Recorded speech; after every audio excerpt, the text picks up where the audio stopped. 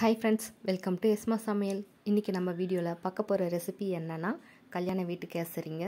இது சாப்பிறதுக்கு ரொம்ப டேஸ்டியா இருக்கும். கேசரி பிடிக்காதவங்க கூட இத டேஸ்ட் பண்ணா திரும்ப கேட்பாங்க. அதை எப்படி செய்யலாம்னு பார்க்கலாம். அதுக்கு முன்னாடி இதுவரைக்கும் நீங்க நம்ம சேனலை சப்ஸ்கிரைப் பண்ணலைனா சப்ஸ்கிரைப் பண்ணிட்டு பக்கத்துல இருக்க பெல் ஐகானை கிளிக் பண்ணி அப்படியே ஆல் கொடுத்துருங்க. அப்பதான் நாங்க போடுற வீடியோஸ் எல்லாமே உங்களுக்கு உடனுக்குடனே நோட்டிஃபிகேஷன் வரும். வாங்க வீடியோக்குள்ள போகலாம்.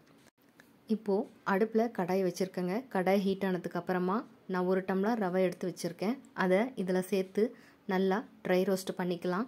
இன்னைக்கு நம்ம கேசரி செய்யறதுக்காக ரவையை ஒரு முறை இல்லை 2 முறை வறுக்க போறோம். இப்படி வறுக்கும்போது கேசரியோட சுவை சூப்பரா இருக்கும். பாருங்க, ரவை நல்லா வறுந்து வந்துருச்சு. இதை பிளேட்டுக்கு மாத்தினதுக்கு அப்புறமா நம்ம கடாயில மறுபடியும் 2 டேபிள் ஸ்பூன் அளவுக்கு நெய் ஊற்றிக்கலாம். நெய் நல்லா காஞ்சி வந்ததுக்கு அப்புறமா நான் முந்திரியும் திராட்சையும் இதில் சேர்த்துருக்கேன்.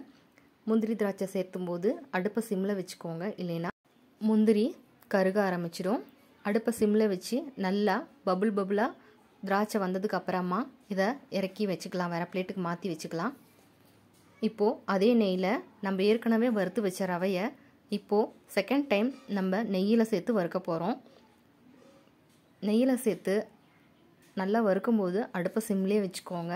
ரொம்ப வேகமாக வச்சிட வேணாம், ரவை கருக ஆரம்பிச்சிடும். பாருங்கள், ரவை நல்லா வறுப்பட்டு ஒரு நல்ல மணம் வருது. கூடவே ரவையும் நல்லா தனித்தனியாக வறுப்பட்டு வந்துடுச்சு. இந்த ஸ்டேஜ் கரெக்டானது. இப்போ இது கூட 1 டம்ளர் ரவைக்கு நான் 2.5 டம்ளர் தண்ணி சேர்த்துக்கலாம். இது கரெக்டான அளவாக இருக்குங்க. இப்போது நான் தண்ணி சேர்த்ததுக்கு அப்புறமா கூடவே கொஞ்சமாக கேசரி பவுடர் சேர்த்துருக்கேன். இது மைல்டான ஆரஞ்சு கலர் நமக்கு கிடைக்கும். உங்களுக்கு எந்த கலர் வேணுமோ அந்த கலர் நீங்கள் சேர்த்துக்கலாம். தண்ணி ஊற்றினதுக்கு அப்புறமா நல்லா கிண்டி கொடுங்க. கேசரி கெட்டிகள் இல்லாமல் நல்லா சமமானதாக இருக்கணும். அதுக்காக நம்ம இந்த அளவுக்கு நல்லா கிண்டி கொடுத்துக்கிட்டே இருக்கணும். இப்போது ரவை நல்லா வெந்து வந்துடுச்சு. இதுக்கப்புறமா நம்ம ஒரு 1.25 டம்ளர் அளவுக்கு சர்க்கரை சேர்த்துருக்கேன்.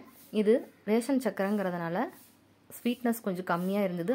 அதனால் நான் 1.25 டம்ளர் சேர்த்துருக்கேன். ஒருவேளை நீங்கள் சேர்க்குற சர்க்கரை நல்லா இனிப்பாக இருக்கிறதா இருந்தால் 1 டம்ளர் மட்டும் சேர்த்துங்க, போதுமானதாக இருக்கும். சர்க்கரை சேர்த்துனதுக்கு அப்புறமா நமக்கு ரவை எந்த அளவுக்கு மெல்ட் ஆகி வந்திருக்கு பாருங்கள். இப்போ இது கூடவே நம்ம வறுத்து வச்ச முந்திரி திராட்சையை சேர்த்துக்கலாம். இதையும் நல்லா நம்ம மிக்ஸ் பண்ணி விட்டுக்கலாம். கேசரியில் நல்லா இது மிக்ஸ் ஆனதுக்கு அப்புறமா நம்ம எடுத்து வச்ச 2 டேபிள் ஸ்பூன் அளவுக்கு நெய்யை இதில் சேர்த்துக்கலாம்.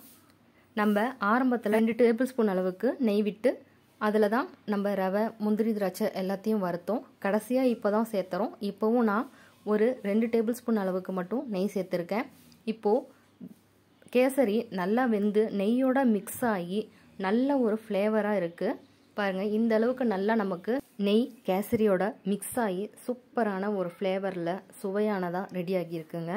இந்த மாதிரி நம்ம டபுள் ரோஸ்ட் செய்யும் போது கேசரி நமக்கு அந்தளவுக்கு நெய்யை இழுக்காதுன்னு சொல்லலாம். இப்போது நம்மளோட சுவையான சூப்பரான கல்யாண வீட்டு கேசரி அருமையாக ரெடி ஆகிடுச்சு. இதை இப்போது அப்படியே கட் பண்ணி வாயில் வச்சு பார்த்தீங்கன்னா அல்வா மாதிரி கரைஞ்சி போயிடுங்க. கண்டிப்பாக உங்கள் வீட்டில் ஒரு முறை ட்ரை பண்ணி பாருங்கள், மிஸ் பண்ணிடாதீங்க. இந்த வீடியோ உங்களுக்கு பிடிச்சிருந்ததுன்னா லைக், ஷேர், சப்ஸ்கிரைப் பண்ணுங்கள். தேங்க்ஸ் ஃபார் வாட்சிங்.